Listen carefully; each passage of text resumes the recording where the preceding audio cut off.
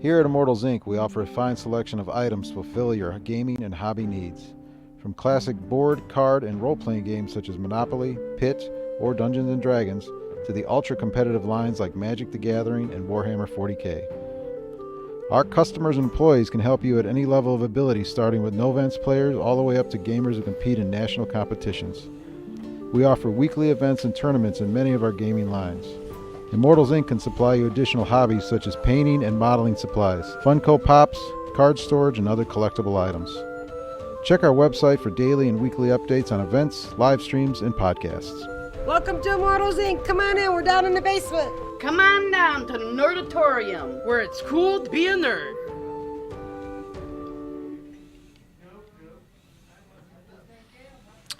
Hey everybody, it's Immortals Inc. podcast. It's Carlos Robles. How you doing? Thanks for joining us again. You just had a preview of our first commercial ever we made, so hopefully it sounded and looked good.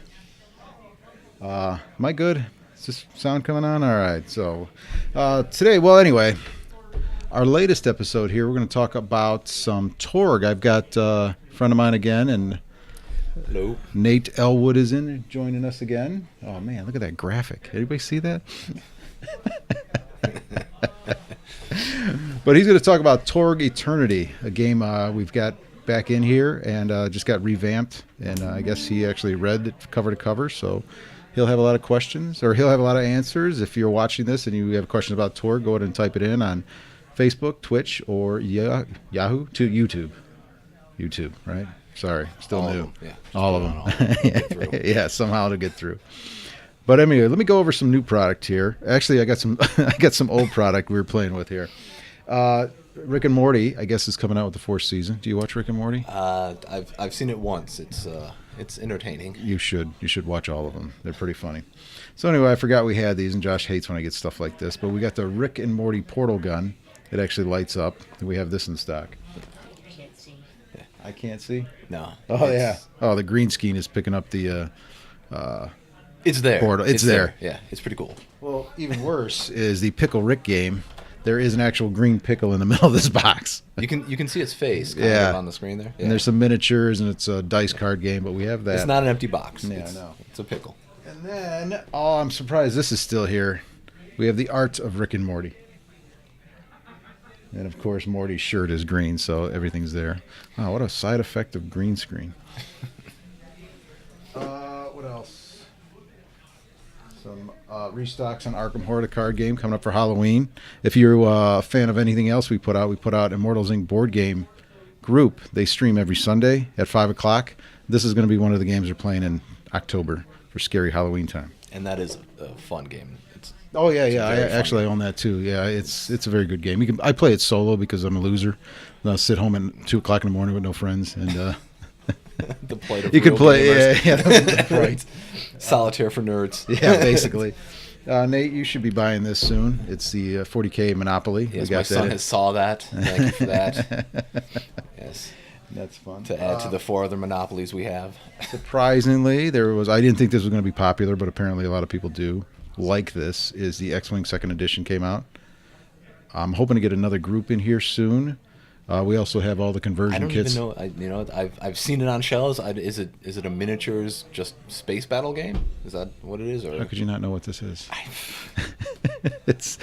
This is small scale, like 4 or 5 ships battling on a 3-foot mat for X-Wing, TIE fighters. They have all sorts of stuff. It's like a skirmish game. Yeah, it's a skirmish game. Cool. If you like Star Wars and you like the ships, you can play anywhere from simple, like just a couple of ships shooting at each other for fun, or you can get real deep with tactics, and they have all cards. But they did a 2nd edition, and they have all their ships from the 1st edition.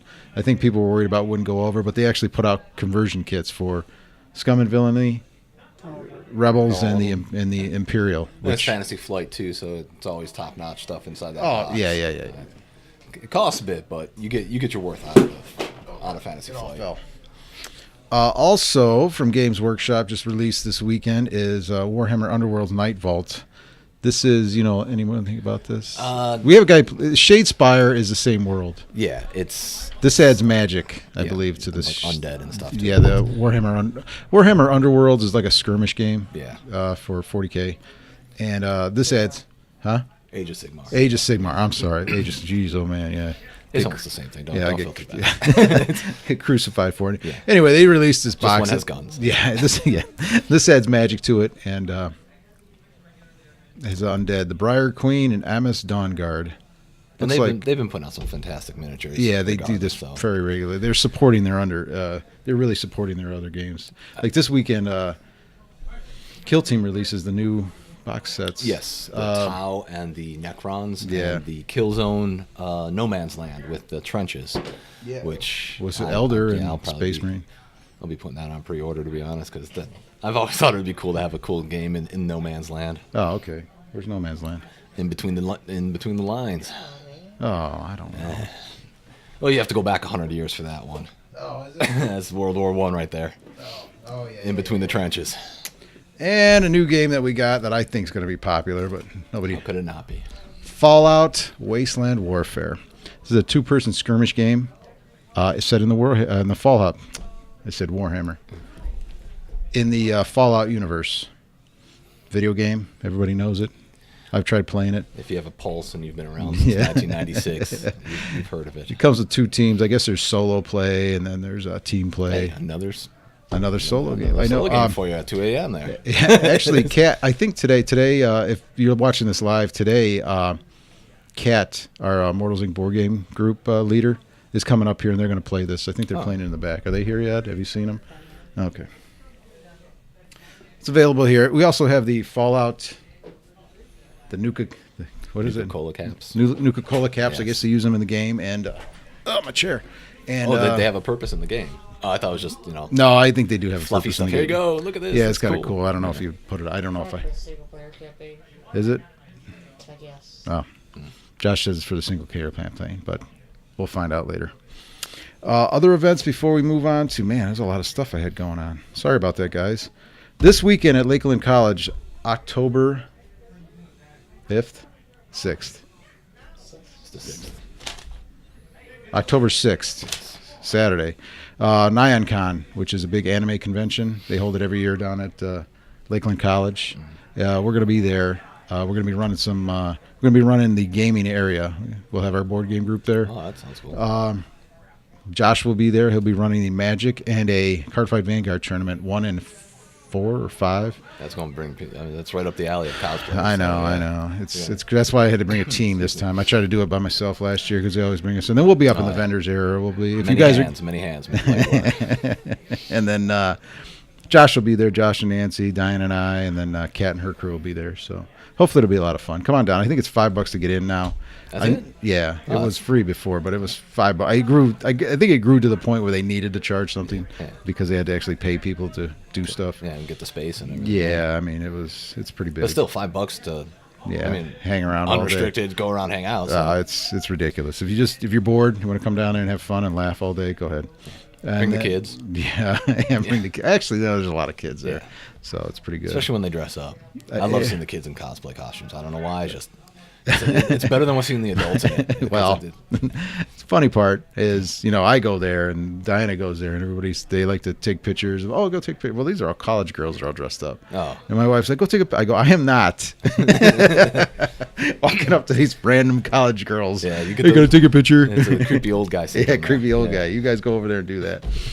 But yeah, that'll be there. And then the next day, we are going to be in Westlake at a convention, the Cleveland Comic Books and Nostalgia Festival.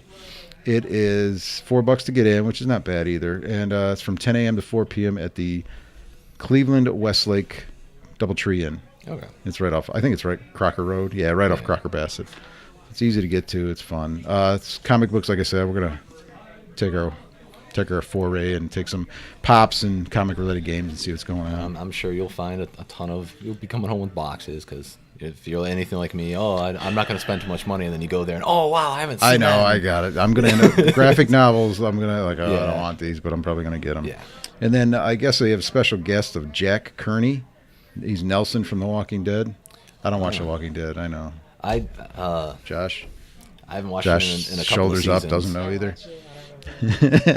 I've read all the graphic novels, but the show itself. Yeah, I've read the comic books, but it was. Yeah, he probably did. Yeah.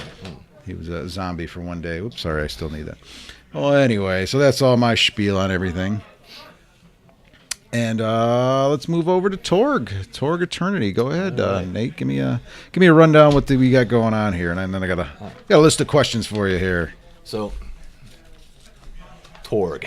All right, this is probably one of the coolest settings that I've come across with the role-playing game. Now, this originally it came out in the early '90s. I think in 1990 it actually came out. Yeah, 1990. And at that time it was really big, from what I remember. Like because role-playing games didn't have books; they had boxes. You had these little boxes that had all these different. I remember it had the dice. There was another dice, the Torg dice. Yeah, there's Torg dice, and there's and there's something they still have called the Torg drama deck. So I'll get into that part of it later, but we'll just go over the if you played Torg before, what this is not Torg Second Edition. This is something completely and entirely new. The way they explain it in here is that the original Torg takes place in a parallel universe, basically. Oh, they Star Trek'd it up? No, I'm kidding. I mean, they hit their plateau a long time ago with Torg. Yeah. So then, and I like the branch that they went off on, to be honest. But for those of you new to it, Torg is Earth, except it's been invaded by 7 different alien realities, and each alien reality is led by what's called a High Lord. He has this thing called like a darkness device that allows him to bring his reality into our reality, because Earth is full of what's called potential energies. Basically, humans have endless potential. They want to feed off of that so that they can become one with their darkness device and become a Torg, which means like dark god. So really? I thought that meant the other role-playing game. No. Yeah, I think it did originally. It might have. No, but I like that explanation better though. The 7 realms, actually, the game itself, like I said, the setting itself is awesome. If you are looking for something that's a bit of everything, and you don't want to just be like GURPS or something like that, this has a bit of everything. Like you have, like in Northern Europe, you have the Isles, which is like England and whatnot. It's high fantasy of elves and dwarves, and think of it Lord of the Rings, but if Sauron got the ring. Oh, yeah. Right? And then in the southern France, or southern Europe, like France and Italy and Spain and whatnot, you have the cyber palpacy, which is like way future technology. Think cyberpunk, but if it was run by like a Inquisition theocracy, and their god is an artificial intelligence. So it's pretty cool too. You have the Living Land, which is the east and west coast of the United States, and that was invaded by a reality that's lizard people and dinosaurs, so everything is all savage, no technology. It's shamans, tribal people, what have you. You have the Nile Empire, which is the graphic behind us. That's 1930s pulp, so superheroes and, sidekicks. Yeah, I could probably get into that. Weird science. That would be where's that at again? What? That's the Nile Empire. That's right in Africa, down the Nile. Okay. And each one of these, again, it has a lot more flavor. Yeah, I'm just giving a fun. huge overflow, but that one. So just think like the Mummy and Indiana Jones. Yeah, I could do that. You have Orish, which is India, and it's like dark English colonial, so gothic horror, like Mask of the Red Death, or Witches, Salem. Yeah, like Frankenstein, Dracula. Stuff like that. Classic goth. You have Pan Pacifica, which I think is unique. It's your kung fu genre, like and samurais and like. As far as technology goes, it's maybe a little more advanced than what we have right now, but it's kind of on par. It's like espionage. Oh, okay. Think of the Umbrella Corporation with the zombies. There's a zombie plague going on there, and then you have Tharkold, which is former Russia, and cybernetic demons. I guess is the best way to describe it. So demons that have cyberware and cast spells. Now, what's unique about the game is the player characters are what's called Storm Lords, and they have an innate ability to change the realities on themselves and in their immediate vicinity. So, normally, if these realities come in and it takes root, the people and everything there changes to it. So, if you happen to live in, let's say, Cleveland in this game, you would most likely be part of a tribe, a caveman with fighting dinosaurs. So does this happen instantly, or is this over a long It's period taken a of little time? bit of time. Okay. The last part of it is the core Earth, which in the original game you couldn't play a character from. But this is it's everywhere else. Like these small sections of the world that have been invaded, everywhere else is considered core Earth, and it's pretty much what you would expect from a dystopian type of apocalyptic event where aliens have literally invaded. So you have warlords, but you also have what's called the Delphi Council, which is humanity's fight against all these different realities. Oh, okay. And the Stormlords. Stormlords are the PCs, so basically or the player characters. They have the ability to go into these other cosms and still affect the reality there without being drawn into it or becoming part of that reality. So you lose it, like the tribe? Like if it's a dinosaur era, you can't use modern equipment and stuff like that? You could try. Okay. Each I mean, cosm there's just has, a normal it's called person. an axiom. Yeah. So that it has technology and social and everything. So let's say you're from the cyber palapacy and you have these, you have BioWare and cyberware arms and stuff, and you go into the savage lands. The chances of you using your cyberware in those lands is minuscule. And if you really do try, you could even kill yourself trying to do it. So what I liked about the original that's the player characters? That's the player characters, yeah. Oh, so if you have a laser gun... you can't jump from reality to reality then. You can. But Just you have to be careful. So like if you had like cyber arms and legs and you jumped in there, they might not just work. Yeah, you'll still be able to move your hands and arms and stuff like that, but yeah, you wouldn't be able to jump 6 stories or oh yeah. Yeah, each reality affects each different one. They kind of put it all into, like in the original Torg, they had a bunch of different rules for each cosm you went into. In this one, it's all kind of put into one general rule set, which I like and dislike at the same time, because in the original, it gave more feel to each one, and in this one, it feels more like a GURPS, where it's just, okay, everything's all one. It's probably to simplify, because I could see where each reality would have its own rule set. Yeah, and it would be terribly complicated, yes. Yeah, so if you wanted to jump from one to the next, you would have to actually, the DM or the GM, Game Master, would have to know each rule set. Yeah, that that would be rough for me. I'd say, listen, you're in this reality. That's just the way that's going to be. Although Torg was such a popular game that I'm sure there's still older guys that's what they've played. And same with the AD&D Second Edition. You can still find guys. It's the same way. I'm sure. They still, because I'm on a lot of those groups, those like collectors groups or old groups, and they still buy, and there's still guys that buy it for play copies. Hey, I need a play copy of Torg, the original set, for this, or like I just bought something for Second Edition to play copy. So he's like, yeah, they still play that, and it's still popular, and it still has value to it. It's not like it's a useless game. They're giving the old stuff. So that's why when they re-released Torg, I don't know if they advertised it enough, to be honest with you. Did you know they re-released it? I rumors, but nothing like nothing. It came out. I saw it and I got, oh, that's kind of cool. Let me get excited about that. But then, of course, then I move on to the next thing I got to get excited about. Yeah. So, but now that that's why, like when you came in, you're like, oh, this game. I go, well, how did you even mention this? You were like, Torg was a good game. I'm like, well, good. You can come out here and read this for me and tell me if it's any good. Traveler and Torg. Yeah, Traveler. That's another one. Oh, don't get me started. The system itself is well done. It's well done. I mean, it's definitely not something that you would take beginner role players into. You got to have somebody who kind of knows what they're doing, or you'd have to dedicate a lot of time to actually learning the teaching game. them. It's not difficult in the fact that it's basically a skill plus an ability plus a D20 roll. Is it just D20? Modified? Yeah. No other dice? No other dice. Oh, that's not bad. How does is it more geared towards, well, obviously if it's only got one dice, it's probably more role playing, like as in like definitely more role storytelling than it is like dice rolling. Well, they also have the drama deck, which I think is a pretty cool concept. Oh yeah, tell me about that. I forget completely about that. It's basically a deck of cards. The players themselves, they each get a hand that they can use, and those cards can be used at any time to influence whatever action they're currently doing.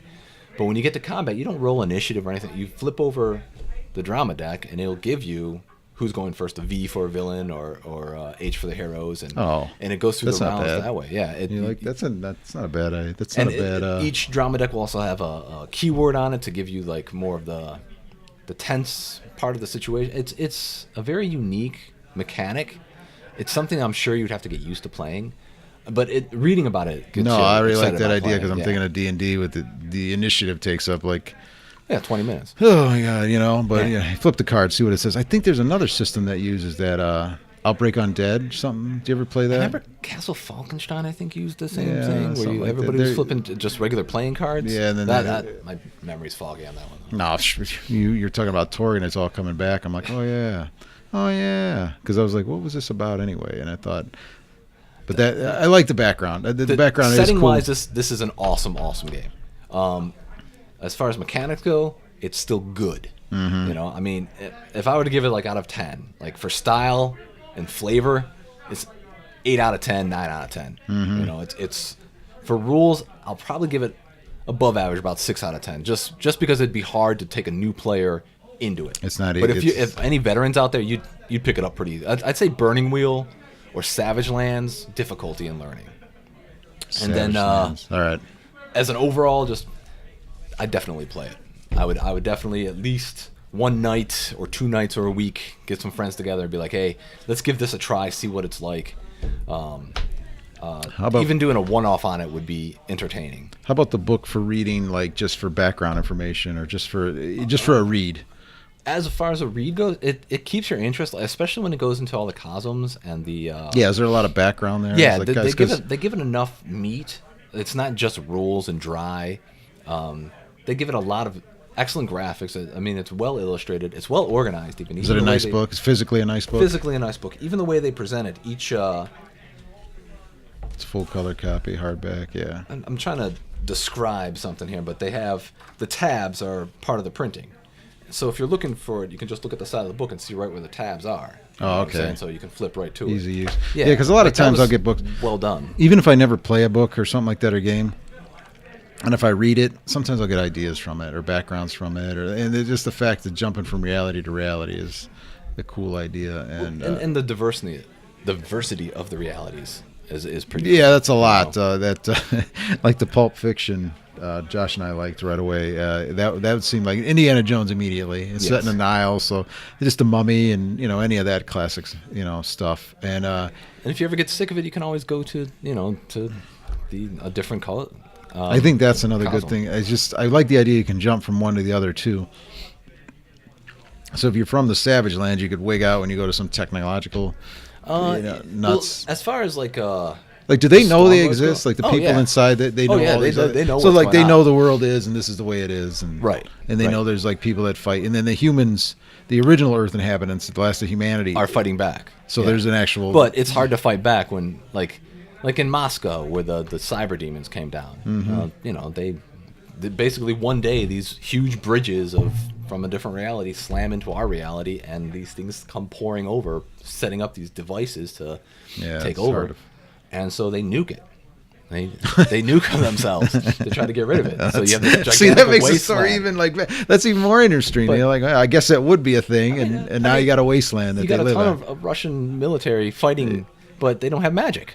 And these demons have magic. So I mean that reality comes over. So it's definitely setting wise, it's awesome. It really. See, that is was awesome. it. They see you just made it cool because that was the one reality you said, or the one alternate reality. I'm like, that doesn't sound too interesting. But then now you said demons came through and they nuked themselves, and now you got a wasteland with all of the Russian military. Yeah, that's a pretty good. They definitely that was went pretty through cool. and they made this unique to itself.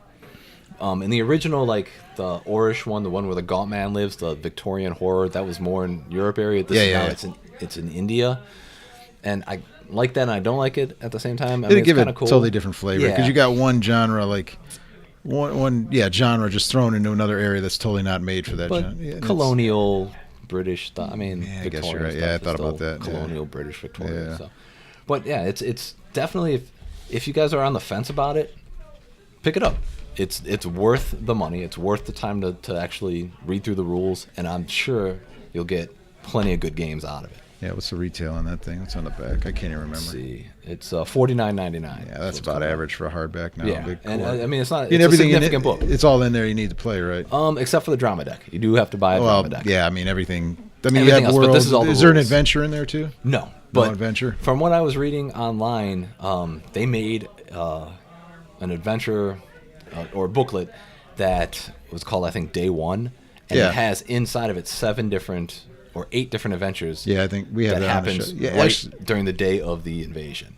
Oh. So not like months later, like what your characters were doing right when it happened. I think, yeah, we have a lot. We have the core here. We have the couple books. I know we have the drama deck, and I think the dice sold, but we have those. But I mean, I can order any of this, so if anybody wants anything. But yeah, definitely the core books come in.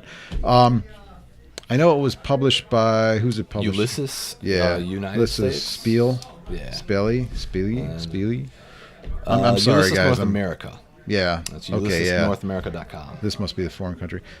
But yeah, they have the rights to it now. I was reading a little history about it. West End Games started in 1990, right? Yes. Yeah, and I was reading that they had some issues. They were supposed to re-release it in 2005, but it just didn't happen. They had too many. It was such a big game too, which I thought That it would get a was- reboot well before now. But Well, I was reading, like, once again, I was reading about it, and what happens is the fact that it was so massive that was part of the problems. Yeah. And then they had a lot of rules that you need, and like you said, not you said, but they would like they had different rules for each reality. Yes. So what would happen is they put out a core book, and then it would change the rules. Not a core book, but a supplement, and it would change the rules, and you kind of need it all. And they said that was an issue, and then they didn't want to just give me a little history, but they also didn't want to. They didn't use the internet. Like in '95 and stuff, they didn't want to put anything on there, which I don't. I'd have to read more into it, but I'm not really sure why. But and then I was reading it, but yeah, that is a funny little. This did originally mean the other role-playing game. So, but that's pretty good though. But the Torg universe, I'm glad they made it the Torg whatever. But it's taken on its own meaning, but it's pretty good stuff. But yeah, because there was more than D&D at the time. I know there was a more than lot D&D. of cool stuff, a lot of good ideas, and D&D seemed to be like this one was. Torg was good if you were really into it, but not the casual player. I mean, that's you really got to kind of like, because you're going to jump reality. So as a DM, you got to have all that ready and to go, and as a player, you got to have that ready to go. And but like casual player, like the group I play in, or the constant groups where you play once a week. Sometimes you just need an easy game, and D&D is just the easiest to mainstream. You try to explain this to like a new player. Like if you have a girlfriend who just like, I'm thinking about D&D, don't go. Let's go to Torg. Don't do that. But you got a couple olds who like me and you, and I will get Josh in or something. Torg, all day. You got to ease players into games. I think that the simplest game to actually learn is probably All Flesh Must Be Eaten. Yeah, man, I love that game. Yeah, Did we talk about that before? The unisystem is so good, and it's. I've brought people who have never role played it ever, never even considered it one night, and I just had pre-generated characters here, and they. I'm about to write that down. It. You want to do? You want to do one on All Flesh Must Be Eaten? Oh man, it is a dead game, but I will talk about that. Unfortunately, it's a dead game. You never tried it? Oh, my God. Just imagine any zombie movie ever. Bam! All Flesh Must Be Eaten. It's simple. Second to Call of Cthulhu for one-offs. If you're ever just like, I have an evening. You don't even need to create characters. They have actual books where you just throw down character sheets. Yeah, here you go. I got all that stuff. So we'll play it. We'll play it one day. One of my favorite games of all time. Yeah, All Flesh. That would be an excellent. I'm totally geeking out here for a minute. That would be an excellent game for our group as a one-off, because you guys would be at each other's throats in a heartbeat. Because it's like I got a game that I could run for you guys. I have pre-generated characters, everything for it. Let's do it. You want to do it? I'll do it. Could you run like 8 of us? 8? Oh yeah, I could go up to 12. That's how big the group is that I brought into it. All right, you heard it here, people. So we're gonna do it. Then we're gonna talk about it, about how badly it was, and I'm gonna turn on everybody.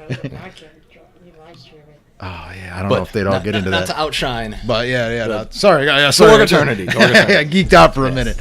I got excited. Definitely come check it out. Yeah. Flip through it if you can. Yeah, we got plenty of stuff here. Right. Take a look, and if you got any questions, just let us know, and we'll go from there. Any final notes? Any thoughts? Yeah. Definitely. If you guys, this is off the Torg subject, but if anybody out there is a 40K player, the league is starting up next Monday. Which date? What date is that? It's the 8th. Monday the 8th of Columbus October. Day or Indigenous Peoples Day or whatever. Hey, Columbus Day will work. Yeah. That's the combined kill team and 40K battles. So if you're interested, go on to the Immortals website and find me out, and I'll send you the stuff you need.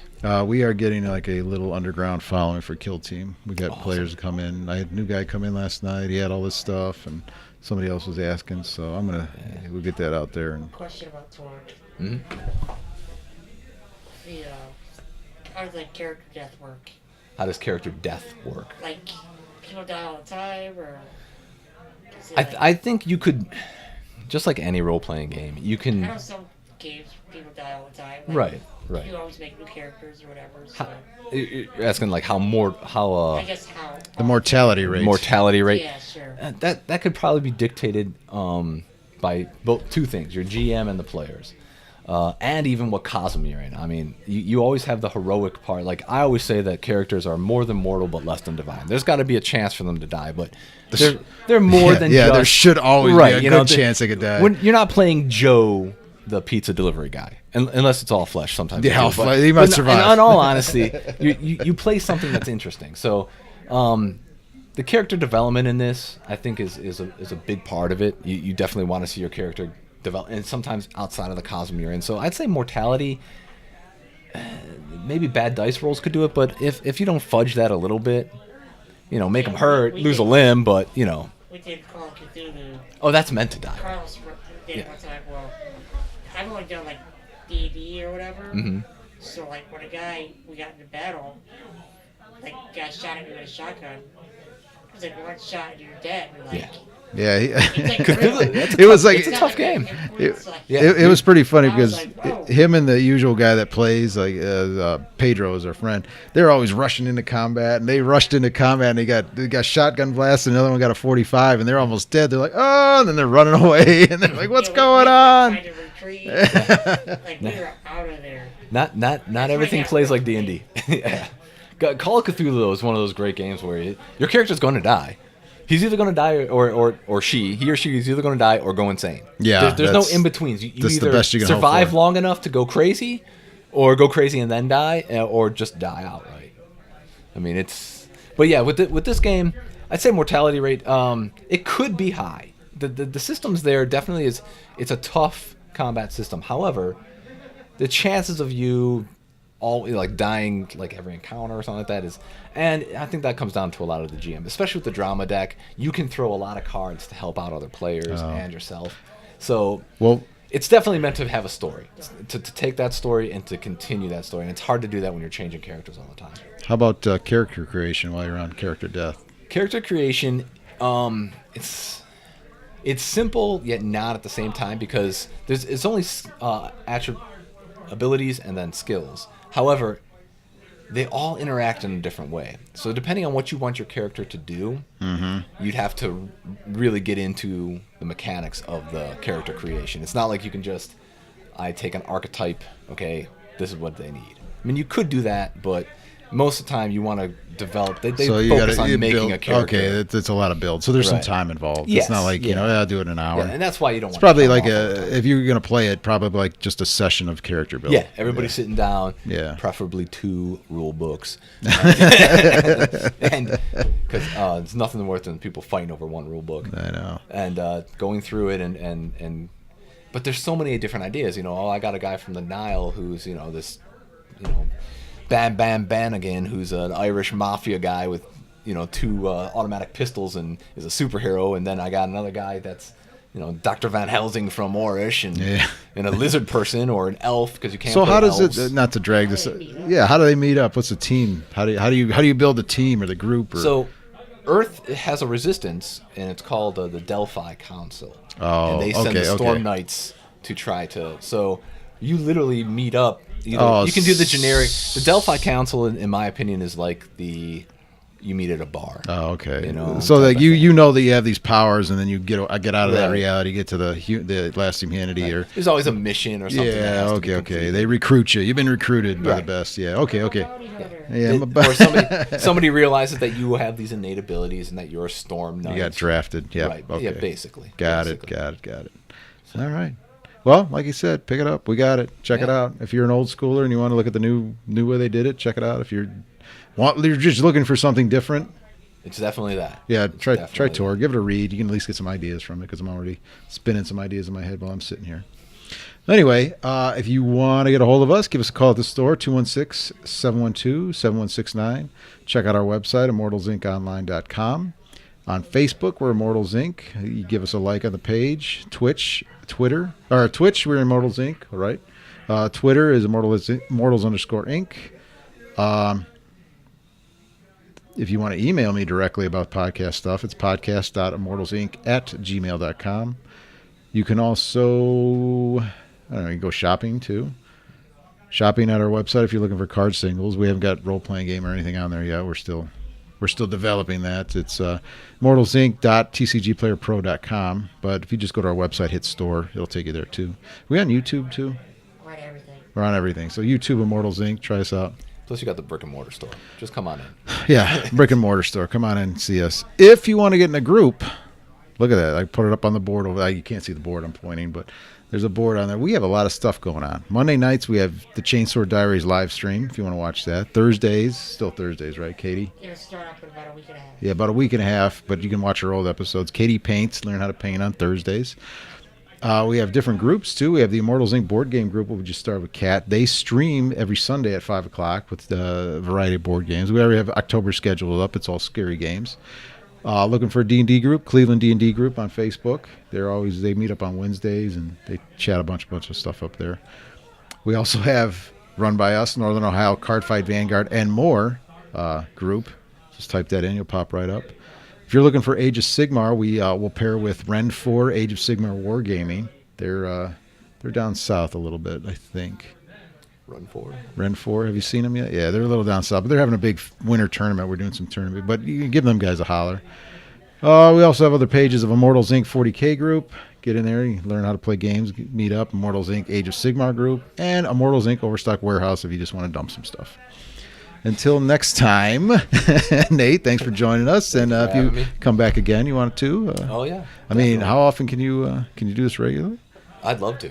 All right. If sitting down talking about games, I mean, this is awesome. All right. Well, give me. You know what? If you force me to do it more often, I will be here more often. Right. I mean, if I could, I wish my schedule permitted weekly. Or you can't do days, can you? No. All right. Well, I anyway. got the 9 to 5 or 7 to 3:30. Yeah, I got some crazy schedule. And kids and I got life and stuff. I got a Torg schedule. I just do whatever I want all the time. But Make your own reality. Yeah, my reality's a little weird. But all right. Well, Josh, thanks for being with us and helping us out. And until next time, we'll see you guys later.